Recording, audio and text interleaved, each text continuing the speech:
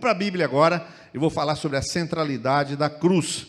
Gálatas 6, 14.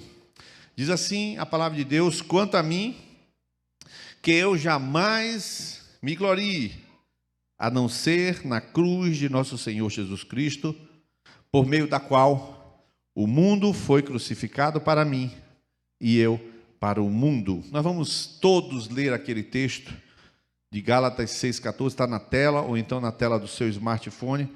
Vamos então, nesse momento, ler juntos? 1, 2, 3. Quanto a mim, que eu jamais me glorie na cruz de nosso Senhor Jesus Cristo, por meio do qual o mundo foi crucificado para mim e eu para o mundo. Vamos orar agora, pedir graça do Senhor sobre esse tempo aqui juntos. Pai, pedimos revelação do Senhor pelo Teu Espírito, revelação da palavra, para que este momento seja tão forte quanto o Teu poder pode fazê-lo forte. Que seja levantada nesta noite, na mente e no coração de cada um, o poder e a grandeza e a glória desta cruz, que trouxe para nós uma marca definidora, Pai. Eu peço em nome de Jesus que seja assim. Amém e amém. Glória a Deus. Por último, de aviso, antes de começar, eu queria dizer, fique de pé, por favor, Vene e Tâmara. Por favor, se for possível. Amanhã vai ser mamãe, vai para tirar. Amanhã ele vai nascer o neném. Que Deus abençoe. Rafa e Ede que estão assistindo, Deus abençoe também. Um beijão. Já vamos levar aí o pão e o vinho. Queridos, esse texto bíblico, quanto a mim, que eu jamais me glorie, a não ser na cruz de Cristo, da cruz de nosso Senhor Jesus Cristo, por meio do qual o mundo foi crucificado para mim e eu para o mundo. Nós consultamos ao presbitério para que momento a gente teria para fazer essa ceia, e todos foram, digamos, de uma maneira unânime. Sempre a gente toma decisões, sempre, de forma unânime, para que a gente fizesse na quinta-feira, para que a gente tivesse tempo necessário, para que a palavra tivesse o lugar central, para que a gente pudesse se recompor em nível de palavra de Deus, em nível de compromisso com Deus. Então, eu vou falar só sobre a cruz de Cristo hoje, a centralidade da cruz. E eu vou dizer uma coisa para vocês. Não é um culto que faz os crentes. Não é cantar que faz um cristão. Não é ter uma Bíblia que faz alguém um cristão. Nada disso, embora tudo isso tenha sua importância, seu lugar, mas isso não faz um cristão. Uma pessoa que se batizou em águas não significa necessária e obrigatoriamente que a sua vida é a vida de um cristão. Porque não são as coisas externas que nós fazemos, cantamos, etc., que fazem na gente pessoas novas. Senão a cruz de Cristo e o que ela operou em nós é que pode fazer de cada um de nós pessoas novas. Enquanto a cruz de Cristo não for um entendimento, de que ela for o centro da sua vida, no momento em que você passou por uma obra da cruz, e no momento que você compreende que ela é o centro da sua existência diária, então você não é um cristão. Você pode participar dessa ceia e dizer que, mais ou menos assim como eu vejo algumas pessoas dizerem, minha consciência não me acusa de nada. Minha consciência não me acusa de nada significa que eu vou participar da ceia porque não tem nada me impedindo. Mas deveria ser o contrário. Eu participo da ceia porque tem algo me levando a participar. Não algo que não está me impedindo, que é algo que não está me impedindo, mas algo que me puxa, me motiva, me enche de gozo para participar. Porque a obra da cruz, ela divide. Esse texto é muito claro. Quanto a mim, eu jamais vou me gloriar, a não ser numa coisa que eu vou me gloriar. Eu não vou me gloriar que eu sou inteligente, que eu escrevi os 70% do Novo Testamento, poderia dizer Paulo. Eu não vou me gloriar que quanto à lei fui fariseu, hebreu de hebreus, quanto ao zelo persegui a igreja. Eu não vou se gloriar de nada disso, mas na cruz eu me glorio. E por que se gloriar na cruz de Cristo? Porque é a cruz que é a sustentação da minha existência. Se eu não tivesse passado pela cruz, eu seria do mundo. Então as pessoas que não passaram pela cruz são as pessoas que não pertencem a Jesus. Eles não pertencem a Jesus porque eles se batizaram. Eles se batizaram porque pertencem a Jesus. Mas se eles passaram pela obra da cruz e a obra da cruz operou na vida deles, eles não querem viver naquele mundo. Então eles precisam nascer para um novo mundo. O batismo nas águas é um pedido. Por favor, eu quero nascer. Tâmara está com o bebê, vai nascer amanhã de manhã. E aquele nascimento é como alguém que quer se batizar. Eu quero nascer para o novo mundo que eu sei que é meu. Isso é batismo. Mas só vai acontecer isso se houver a obra da cruz de Jesus Cristo. Por isso, quem está vivendo mundanamente, a cruz não operou na sua vida. Algumas coisas são muito claras sobre a cruz de Cristo, e eu vou ler vários versículos, se você puder abrir a sua Bíblia, sabendo que na tela vai estar passando também esses versículos. Romanos, capítulo 6, verso 6, Romanos 6, verso 6. O texto bíblico diz assim: pois sabemos que o nosso velho homem foi crucificado com ele, para que o corpo do pecado seja destruído e não sejamos mais escravos do pecado. Esse primeiro texto bíblico, fora o texto central, esse primeiro texto bíblico diz que o nosso velho homem foi crucificado, e está usando um tempo no passado, então não está dizendo que vai ser, nem está sendo, ele foi. O que significa dizer que as pessoas que têm certeza da sua vida em Cristo foram crucificadas. Então eles estão vivendo a obra da cruz diariamente, mas eles foram. Eles sabem que aquela porcaria de lixo de vida ficou lá atrás. Eles sabem o corte que aconteceu na sua vida.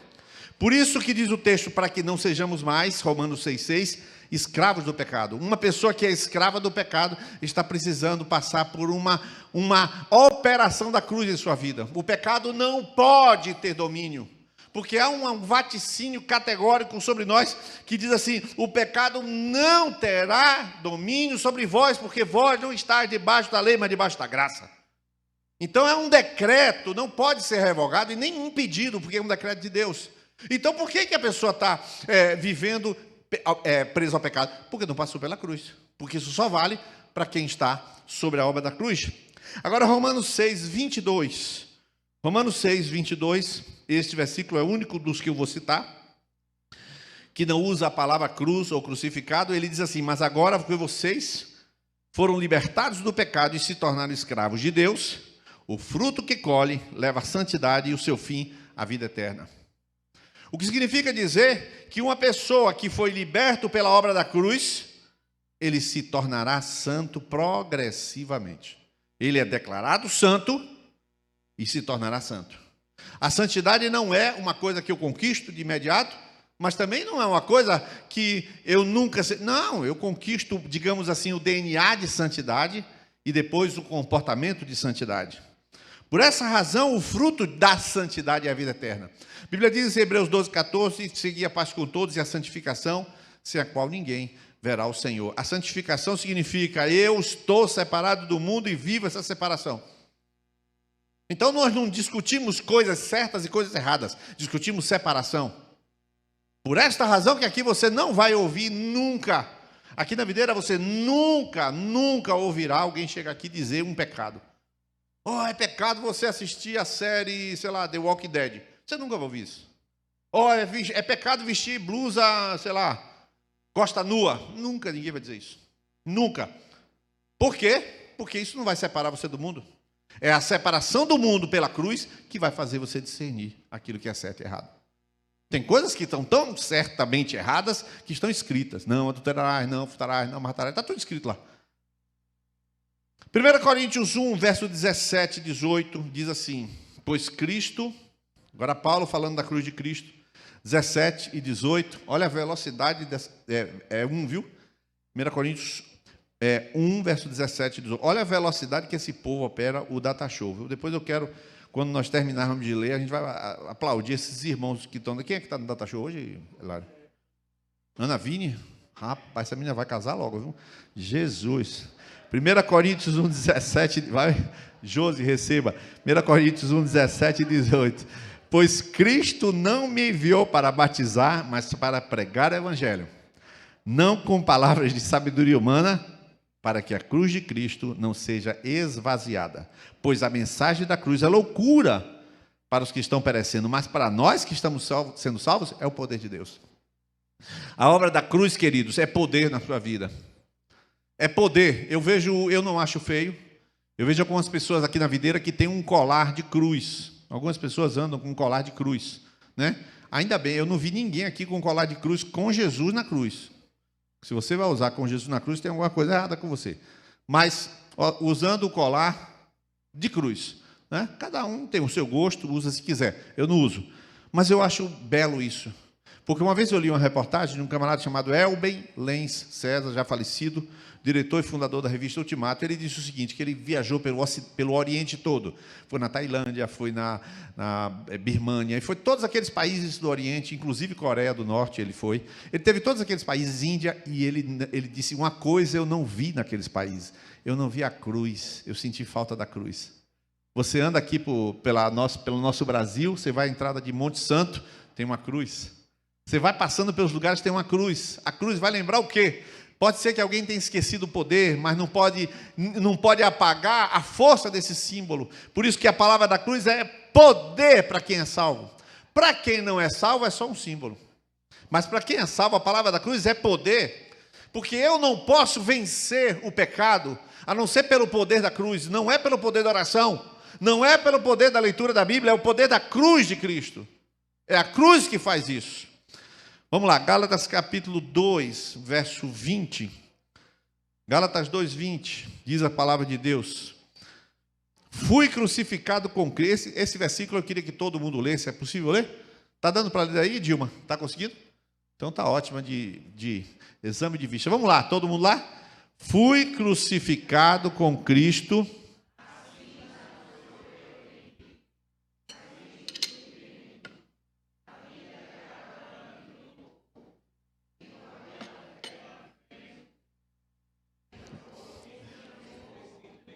E se entregou por mim. Fui crucificado, vivo não mais eu, mas Cristo vive em mim. Quem está crucificado é porque ele teve uma ruptura lá atrás e tem uma ruptura diária, repetitiva sobre a sua vida, contra seus desejos.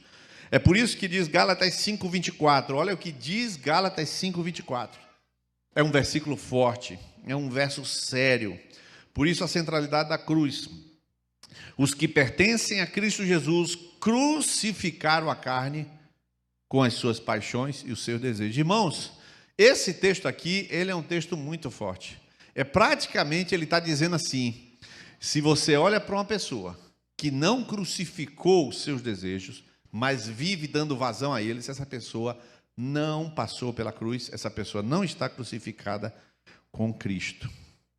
Quem pertence a Jesus lida com os seus desejos com uma metralhadora. Não, com martelo e prego mesmo. Ele está com martelo e prego na mão o tempo todo. Porque quando os desejos vêm, ele não é contra os desejos, irmãos. Não é contra o desejo. Por exemplo, uma pessoa solteira, ela sabe que o seu desejo, ele é atiçado pelo beijo. Aí eu digo, rapaz, vocês que estão se conhecendo, não beija. Porque o beijo é o fogo que se acende. É pecado? Não. Mas ele atiça o desejo. E como a gente está com martelo e prego na mão, então eu não brinco. Os que são de Cristo têm martelo e prego na mão. Os que são de Cristo estão vigiantes, porque o desejo ele vem, mas você não sabe quanto de contaminação vem junto. Você vai tomar um copo de vinho. É um problema tomar um copo de vinho? Não, Jesus bebia vinho. Não, Jesus bebia vinho sem álcool. É vinho. Mas e daí? O problema é o quanto de desejo vem. E aí eu digo para uma pessoa, você largou o mundo, larguei. Você era alcoólatra, era, então não toque mais em vinho. Não toque mais em vinho. E eu disse isso para uma pessoa. Ele dirigia carro, motorista. Não toque em bebida. Um camarada foi, ia para lá, para um lugar aqui, eu estou falando em código agora, aí ele ia para um determinado lugar, com um carro, e aí chegava lá, bebia, voltava para casa, ninguém sabia, eu disse a ele, não toque em álcool, não toque em álcool. Por acaso tocar em álcool é o problema? Irmão, aquele desejo daquele camarada, veio uma serpente junto, Não deu outra. Estava voltando de lá, bebeu, estava voltando de lá, capotou de frente o carro. Perda total. Aí você pergunta, como é que a pessoa capota de frente o carro? Nem o próprio explicou. Perdeu, perda total no carro.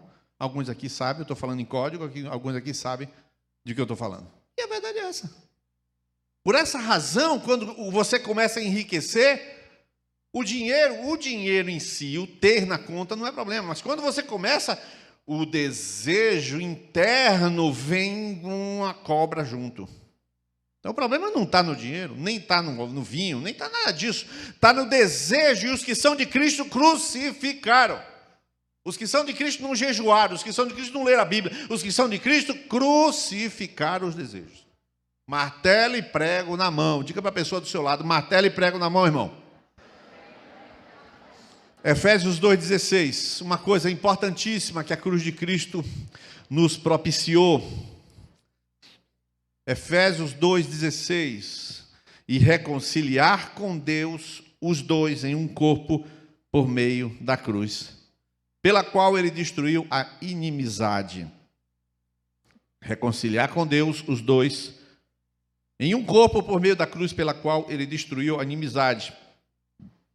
E Colossenses 1:20, a mesma passagem, dita de maneira um pouco diferente.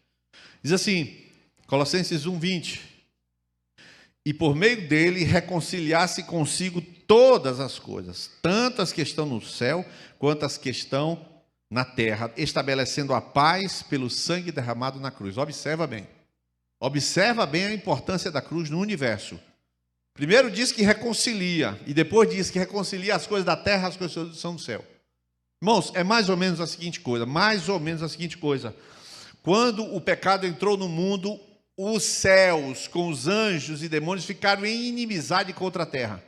Então começou uma briga entre o céu e a terra, uma desordem cósmica. Isto tem origem no grego, não dá para eu falar sobre isso, mas tem um estudo exegético que sustenta em base a essa parte teológica que eu estou falando aqui. Mas só para falar de forma genérica, houve uma briga cósmica entre os céus e a terra. É tão verdade que Apocalipse 2, capítulo 1, até o verso 3, diz que houve guerra no céu. Vocês lembram disso? Houve guerra no céu, houve combate. E aí diz, o dragão lutando contra o e foi precipitada da terra a antiga serpente. É assim mesmo. Então há uma guerra cósmica, pois quando Jesus morreu na cruz do Calvário, ele, Cristo Jesus, disse para os céus, céus, agora é tempo da graça. Terra, chegou a salvação. Jesus, ele estabeleceu uma reconciliação. Por esta razão é que você vê tanta desordem no mundo que o juízo de Deus não destrói tudo. Porque pela quantidade de pecados que você imaginaria que estaria acumulado, Deus já poderia ter destruído o nosso planeta há muito tempo. Mas Deus não faz isso porque Deus está reconciliado com este planeta para, em vez de destruir, salvar a humanidade pela obra da cruz. É uma coisa tremenda isso. Mas Colossenses capítulo 2, verso 13 a 15, depois mais um versículo somente. Colossenses 2, verso 13 a 15, um texto. Um abraço a todos que estão acompanhando, Cristóvão está acompanhando, Marlene acompanhando, Deus abençoe vocês. Mas aqui diz o texto em Colossenses 2, 13 a 15. Quando vocês estavam mortos em pecados e na incircuncisão da sua carne, Deus os vivificou juntamente com Cristo. Ele nos perdoou todas as transgressões e cancelou a escrita de dívida que consistia em ordenanças que nos era contrária. Aí veio o verso número 15. Ele removeu, pregando-a na cruz e tendo despojado os poderes e as autoridades, fez deles um espetáculo público, triunfando sobre eles na cruz. Irmãos, essa é a parte que a gente mais conhece da obra de Cristo na cruz, que trata do que Jesus fez na prática, em termos espirituais, quando estava pendurado no Calvário.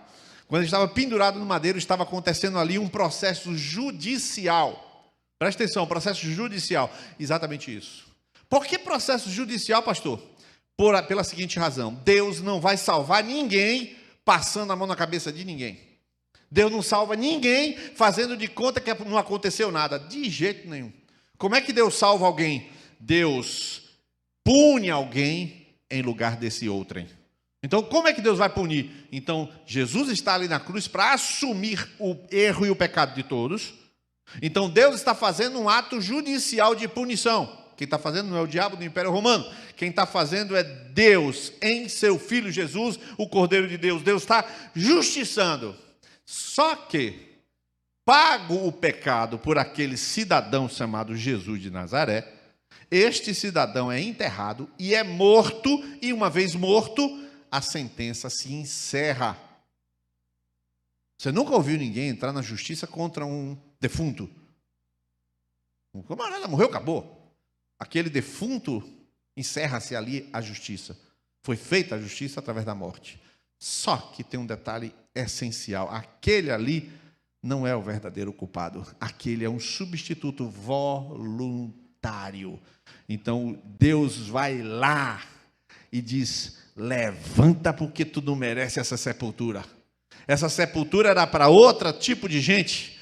A você eu te levanto com todo o poder e glória. Jesus foi levantado com todo o poder e glória. É-me dado todo o poder no céu e na terra, disse Jesus. Ele recebeu depois de que consumou tudo. Poder sobre o diabo, poder sobre os vícios, poder sobre governos, poder sobre todo tipo de poder e autoridade, sobre situação na nossa vida, sobre enfermidade, sobre opressão, sobre doença, poder sobre qualquer coisa. E por último, Filipenses 3,18. Filipenses 3,18. Jackson, eu quero dizer para vocês de Islane, que vocês estão na quarta linha do meu esboço, de baixo para cima, tá? Está escrito aqui. Então, já estava aqui, eu vou falar um negócio, já estava aqui. Vocês vão gostar, fiquem tranquilos. Filipenses 3,18. Pois, como já lhes disse repetidas vezes, e agora repito com lágrimas, há muitos que vivem como inimigos da cruz de Cristo. O texto seguinte vai dizer: cujo fim é a perdição, cujo Deus é o ventre. Mas, vivem como inimigos da cruz de Cristo. Então é possível a pessoa dizer que ama a cruz, cantar sim, eu amo a mensagem da cruz, e viver como inimigo. A cruz não opera na vida dele. E note que a cruz, eu citei várias coisas aqui da cruz, agora eu vou falar das coisas práticas da cruz. Eu fiz várias citações aqui sobre a cruz, e essas citações sobre a cruz, elas implicam que não existe nada no universo que seja mais importante do que a cruz. Por exemplo, o nascimento de Jesus é muito importante, mas o nascimento sem a cruz nada significa. Nada significa. Por isso que a igreja primitiva não comemorava o Natal, mas a igreja primitiva desde sempre comemorava a Páscoa. Desde sempre comemora a Páscoa. Porque a morte de Jesus tem mais importância. Então Jesus nasce e a cruz de Cristo simplesmente possibilita uma série de coisas. Por exemplo, sem a cruz você seria escravo dos pecados e vícios. Sem a cruz não existiria nenhuma garantia. Sem a cruz você seria escravo de pecados e de vícios. Sem a cruz não seria possível a santidade. A Bíblia diz que sem santidade ninguém verá o Senhor. Ninguém vai chegar no céu porque é uma pessoa boa, e nem vai chegar no céu pelo amor de Deus. O amor de Deus é um meio de trazer algo. O amor de Deus é uma possibilidade para você. O amor de Deus não é você. Você não é amor de Deus. Você é fruto do amor de Deus, mas tem que ser santo. A santidade é produzida pela cruz. A santidade é produzida quando você é amigo do martelo e do prego. Aí você consegue manter-se vigilante. Não seria possível, por exemplo, a vida eterna. Não seria possível a vida abundante e vitoriosa. Porque sem a obra da cruz, você começa a sua caminhada, e você começa quando convive com pessoas. Igreja é como a Arca de Noé. A gente sempre diz isso, igreja é como a Arca de Noé, irmão. Do lado de fora só tem morto, mas do lado de dentro só tem mau cheiro. Salvação com mau cheiro. O gambá está lá dentro, o hipopótamo está lá dentro, o rinoceronte está lá dentro, o elefante está lá dentro. O gambá está lá dentro, está tudo lá dentro. Mas do lado de fora só tem morto. Ou seja, você começa a se aproximar dos seus irmãos, sem a obra da cruz, você começa a criticar. Você começa a falar mal, você começa a espizinhar, você começa a pegar uma informação que você recebeu numa intimidade de uma conexão e leva para frente. Meu Deus, que? Ou seja, você, como se estivesse dentro da arca de Noé fazendo 2, né? A gente fala isso, né? Tá fazendo 2. Estragando uma coisa que é boa. Sem a obra da cruz, as pessoas estragam aquilo que Deus dá. Por isso, não é possível vida abundante e vitoriosa sem a obra da cruz. Sem a obra da cruz, o seu passado não seria apagado. Uma pessoa que matou alguém, uma pessoa que abortou, uma pessoa que fez uma série de coisas erradas na sua vida, ela fez até o dia em que a cruz de Cristo disse para ela: você é pecador, e ela caiu de joelhos. Quando ela caiu de joelhos ali, disse assim: Senhor, me perdoa. Então o Senhor perdoou os seus pecados, e aquela obra da cruz mudou a natureza da pessoa. Ela consegue levantar dali, e aquilo que ela antes queria, não quer mais. Eu já contei para vocês, queridos, nós começamos um trabalho na casa de celebração, ali na Getúlio Vargas, no ano 2000. E nós começamos em março, terminamos em maio, porque por várias razões nós não pudemos continuar. Nós ficamos 50 dias. E nesses 50 dias que a igreja encheu, pequenininha, encheu de gente, ali na Getúlio Vargas, um rapaz se converteu, e ele bebia álcool. Eu não sabia que o pessoal bebia álcool. Depois que eu fui ver, cheguei em Palmeirinha, vi que o pessoal bebia álcool mesmo. Dá a garrafa de álcool 70 e bebe. Mas o camarada bebia álcool. Ele já tinha bebido tanta cachaça que ele bebia álcool. E ele se converteu, nós oramos por ele, ele foi para casa. Me lembro disso, que foi Edneon e Geisa, para quem conhece eles dois, sabe disso. Edneon e Geisa levou para casa, e o rapaz chegou em casa, já tinha se convertido. Ele pegou o hábito dele, botou o copo, jogou o álcool e jogou para cima. Quando tomou, vomitou instantaneamente. Ele disse: oxe, peraí, que doideira essa? Tomou, vomitou de novo. Aí ele: peraí, o que está acontecendo? Ele pegou, virou a garrafa, vomitou tudo. Ele ligou para Dineon: Dineon, o que está acontecendo, rapaz? Eu não consigo mais beber o álcool. Nova vida. Acabou. Não consegue mais. Não que ele quisesse, mas o mau hábito de beber, tão terrível, mas aquele Deus entrou na vida dele, o poder da cruz operou nele, e nem o álcool fica mais no corpo dele. Eu já vi cada história, irmão, de transformação impressionante. O sujeito era mulherengo, o sujeito fumava. Tem uma pessoa aqui no nosso meio, que se converteu viciado em drogas mesmo, viciado. Viciado que viu colegas serem mortos a tiros. Ele teve colega que foi morto a tiro porque vivia no meio do tráfico. Pois ele se converteu e nunca mais usou nada de droga, foi instantaneamente transformado. O que é isso, irmão? É oração? Oração nada, que ele nunca tinha orado. Oração da mãe, conversa mole. Simplesmente o poder da cruz tira dele a velha natureza e põe a nova natureza. O sujeito, ele pode dizer: eu não sou mais aquilo. Ele pode dizer isso por causa da obra da cruz. A morte, querido, sem a cruz, a morte seria o Deus mais poderoso. Não seria Deus o poder. O poder seria a morte, porque está todo mundo: eu que não quero morrer, porque eu estou em débito. Sem a obra da cruz, eu estou com medo, porque a obra da cruz opera em mim o quê? A certeza de que eu não devo nada. Mas quando vai se aproximando a morte, irmão, se você for ler a história, você chega no Google e pergunta assim: como morreram grandes homens? Você pega, por exemplo, Nietzsche. Nietzsche morreu blasfemando e gritando. Bertrand Russell, do mesmo modo. Teve um dos filósofos, que eu não lembro qual foi, que ele disse assim: ó escuridão, eu que só vejo escuridão. E ele vai morrendo, entregando a sua vida. Teve um outro filósofo que ele viu Satanás e levar ele. Os caras estão escritos nas biografias, não estou inventando não, você pesquisa no Google, tem a morte de todos esses grandes homens. Nietzsche, que foi um caso claro. As pessoas dizem assim: não, que Nietzsche estava louco porque ele teve sífilis, mas ele tinha acessos de loucura e acessos de sanidade. Só que na hora da morte ele estava gritando e blasfemando, porque ele foi inimigo de Deus, e quando chegou na hora, ele não tinha estrutura psicoemocional para poder enfrentar a morte. Isso seria a sua vida, isso seria a minha vida sem a obra da cruz. Quer ver o negócio? Não haveria acesso a Deus, ninguém podia orar. Porque o texto de Zacarias 7,3 diz assim: quando eu os chamei, não deram ouvidos. Por isso, quando eles me chamarem, também não ouvirei.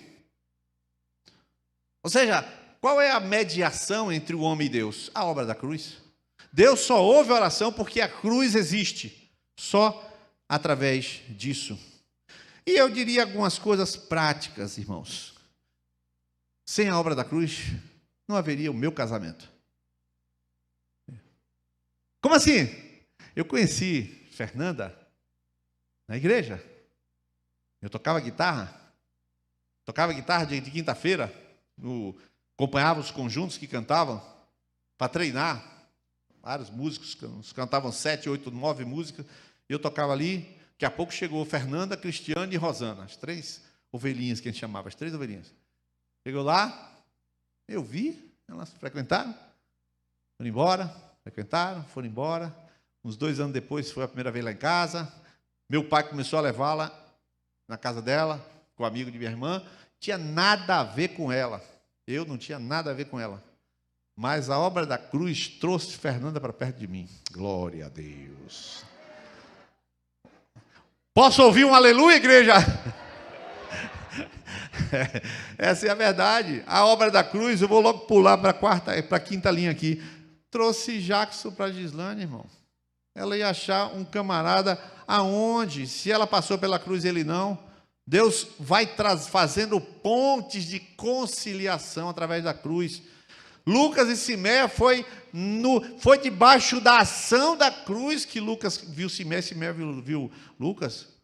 Ele estava até num congresso em Bogotá, se vira a primeira vez, já saltou da van, já pegou na mão na hora, assim, né? Primeira vez que viu, já pegou na mão, nunca mais soltou, né? A obra da cruz agiu, abriu uma porta de conciliação, de paz. Rafael e Eide, eu não lembro dessa cena, mas eu digo que a gente era ali na Maria Quitéria, e diz que quando Rafael chegou na videira, eu realmente, graças a Deus que eu não lembro, né? Graças a Deus que eu não lembro. Eles tinham o cabelo aqui embaixo, não era, André? André sabe disso.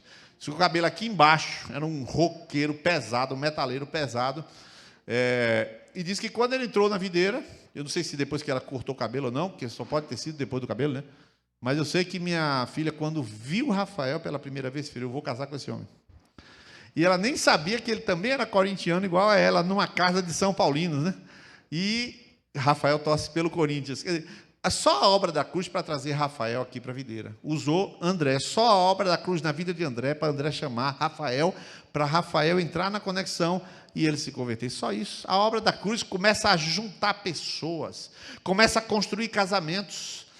A obra da cruz pega o melhor que está no mundo e garimpa para cá. Está sendo uma separação entre o mundo e o povo de Deus. E quem faz essa peneira é a obra da cruz. Não é eu que faço, não é você que faz. É a cruz que separa o que não presta do que presta. Você é a parte que presta desse mundo, meu irmão. Que um aleluia fuleiro desse. Bora, irmão, dá um aleluia. Irmão, você é a parte que presta. Se eu dissesse que você é a parte que não presta, você falava misericórdia. Você é a parte que presta nesse mundo. Então, pelo menos diga para o irmão não acredita não, mas você é a parte que presta nesse mundo. Não diga isso não. Não diga que não acredita não. Você acredita, pelo amor de Jesus. Bia e Erivelto só casariam com a obra da cruz. Todos que casaram no Senhor. Quer ver um negócio? Tem pessoas que chegaram aqui e que casaram antes de chegar no reino de Deus. Como é que você explica um negócio desse? Estes casais que estão aqui, que chegaram casados, chegaram no reino de Deus casados, vindo de lá do mundo casados, aquela história antiga, pregressa, de acúmulo de lixo, foi apagada pela obra da cruz. E por isso você está aqui com ele e com ela. Seu casamento se sustenta porque a cruz passou aí, senão não tinha esperança para o seu casamento. E não diga amém, viu? Não diga amém, que aí empena. Não tinha esperança. E por fim, sem a obra da cruz, não haveria milagre. Irmãos, não haveria milagre. Glória a Jesus. Por que isso? Porque a obra da cruz matou, arrancou, rasgou a dívida que impedia a ação miraculosa de Deus. E eu vou agora falar com você, ao seu coração, vou chamar aqui Cristóvão. Tem uma música que ele vai cantar aqui com os outros amados. Mas eu queria que nessa noite, você ouviu várias coisas sobre a obra da cruz. E você é amigo do martelo e do prego? você é uma pessoa que brinca, que joga cartas com os desejos, se você joga baralho com os desejos, se você joga cartas com os seus desejos, joga dados com os seus desejos, você não entendeu de obra da cruz. Foi porque foram os desejos que foram tomar conta e posse do homem e destruíram e trouxeram a concupiscência. Por exemplo, o desejo de matar começa exatamente na hora do desejo de matar? Claro que não. Ele começa pequeno, com uma insatisfação. Ele continua e aumenta com alguém lhe contrariando. Tem pessoas que quando é contrariado, explode. O que é isso? Demônio. Você ouviu o que eu falei? É exatamente isso. Pessoas que explodem é possessão, é demônio. Mas pergunto, todas as pessoas que explodem de raiva, o demônio está dentro do couro? Não. Não. Porque a Bíblia fala de dardos inflamados do diabo. É como se você já viu pegar baleia. Já viu pegar baleia com arpão? Ele joga o dardo, finca na baleia, mas tem uma corda. Aí ele prende aquele no navio e a baleia vai. Depois de 5 horas a baleia está exausta. Pelo mesmo dardo, com a mesma corda, ele lança mais arpões e puxa a baleia. O dardo inflamado de Satanás que entrou na tua vida, que você achou normal ficar com raiva. Meu pai, se eu pudesse, eu matava aqui. Você não mata porque não tem faca na mão e não tem coragem para ser preso. Mas aquilo você vai acumulando desejo, concupiscência, aquele negócio vai ficando volumoso e chega uma hora que você não controla mais aquilo. É o diabo que controla aquilo através de um arpão que botou uma corda e prendeu você. Ele não entra em você, que podia entrar. Por que não entra em você? Não sei. Porque ninguém pode dizer porque entra e porque não entra. A gente só sabe que Deus permite ou não permite. Isso a gente sabe. Permite ou não permite? E Deus não permite. Mas está lá segurando o diabo para fazer o que ele quer. Se você tem dúvida disso, depois você lê a 2 Timóteo 2, verso 25 em diante. Que à mercê do diabo estão presos.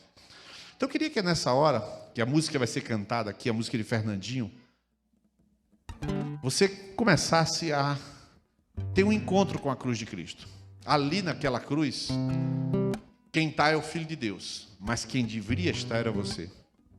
Quem está é quem chegou antes de você. Quem está é quem se ofereceu para morrer por você. Mas quem devia estar sou eu e você.